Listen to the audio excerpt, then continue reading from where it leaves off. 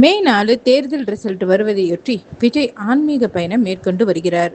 அதில் நேற்று சீரடி பயணம் மேற்கொண்டார். அதில் அவருடைய நெருங்கிய நண்பரும் அவருடைய மனைவி, மகள் என்று இருவர் இருந்தாங்க. அப்பொழுது நடிகை கனிகா அவர்களும் விஜயை சந்தித்து செல்ஃபி எடுத்துக்கிட்டாங்க.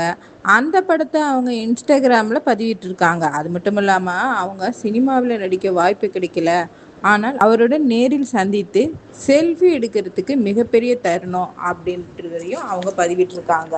வெற்றி உங்கள் பக்கம் இருக்கட்டும், நாங்கள் அனைவரும் உங்களுக்கு ஆதரவாக இருக்கிறோம் அப்படின்னும் அவங்க பதிவிட்டிருக்காங்க.